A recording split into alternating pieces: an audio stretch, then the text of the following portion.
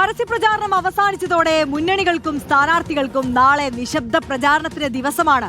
അവസാന വോട്ടുമുറപ്പിക്കാനുള്ള ശ്രമത്തിലാകും സ്ഥാനാർത്ഥികൾ. റോഷി വിവരങ്ങൾ നൽകും. റോഷി, ഇനിയുള്ളത് നിശബ്ദ പ്രചാരണത്തിന്റെ നിമിഷങ്ങളാണ്. ഓരോരുത്തരോടും ചെന്ന് തങ്ങളുടെ വോട്ടുറപ്പിക്കുകയായിരിക്കും സ്ഥാനാർത്ഥികൾ. എന്തൊക്കെയാണ് വിശദവിവരങ്ങൾ? സംസ്ഥാനത്ത് വിധിയെഴുത്തിന് മണിക്കൂറുകൾ മാത്രമാണ്. നാളത്തെ ഒരു പകലും ഒരു രാത്രിയും കൂടി കഴിഞ്ഞാൽ സംസ്ഥാനത്തെ വിധിയെഴുത്താണ്.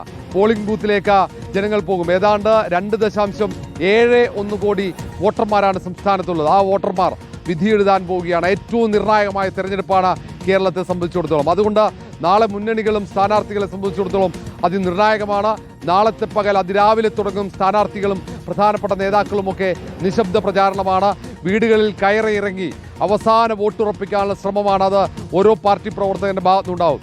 ബൂത്തുകളിലേക്ക് എത്താൻ പോളിംഗ് സ്ലിപ്പുകൾ നൽകുന്ന പ്രവർത്തനങ്ങൾ, ഒപ്പം പാർട്ടികളുടെ പോളിംഗ് ബൂത്തുകൾക്ക് പരിസരത്തുള്ള അലങ്കാര പണികൾ, അങ്ങനെ തുടങ്ങിയ ഏറ്റവും പ്രധാനപ്പെട്ട നിശബ്ദ പ്രചാരണത്തിൻ്റെ ഏറ്റവും നിർണായക മണിക്കൂറുകൾ. മാധ്യമങ്ങൾക്ക് മുന്നിൽ ഏതൊക്കെ നേതാക്കൾ ഏതൊക്കെ നിർണായകമായ ചില വെളിപ്പെടുത്തലുകൾ, പ്രതികരണങ്ങളൊക്കെ നടത്തുമെന്നതൊക്കെ കാത്തിരുന്ന് കാണണം. ഏറ്റവും ഉദ്യോഗജനകമായ മണിക്കൂറുകളായിരിക്കും നാളത്തെ പകൽ എന്ന് പറയാതിരിക്കാൻ വയ്യ. കാരണം അങ്ങനെ ഇഞ്ചോടിഞ്ച് പോരാട്ടമാണ് കേരളത്തിൽ നടക്കുന്നത്. UDF-ഉം LDF-നൊപ്പം NDA-യും പല മണ്ഡലങ്ങളിലും ശക്തി തെളിയിക്കാനുള്ള ശ്രമം നടത്തുന്നു.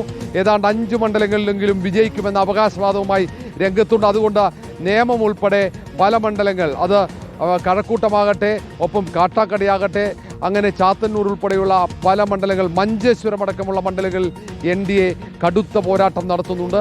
അവിടെയൊക്കെ ത്രികോണ മത്സരമാണ്, ഇഞ്ചോടിഞ്ച് മത്സരമാണ്. അതുകൊണ്ട് നാളത്തെ പകൽ സ്ഥാനാർത്ഥികൾ ഒന്നൊന്നായി അവർ വീട് കയറും. നിശബ്ദ പ്രചാരണമാണ്. ലഘുലേഖകൾ വിതരണം ചെയ്യും. വോട്ടുറപ്പിക്കാനുള്ള അവസാന ശ്രമമായിരിക്കും നാളത്തെ പകൽ. ശരി റോഷി, എന്തായാലും നാളത്തെ പകൽ റോഷി പറഞ്ഞതുപോലെ അതും വളരെ നിർണായകമാണ്. വോട്ട് എങ്ങോട്ടേക്ക് പോകണം എന്ന് ജനം തീരുമാനിക്കുന്ന ഒരു ദിവസം കൂടിയാണ് നാളെ. മറ്റന്നാൾ കേരളം പോളിംഗ് ബൂത്തിലേക്ക് എത്തുകയാണ്.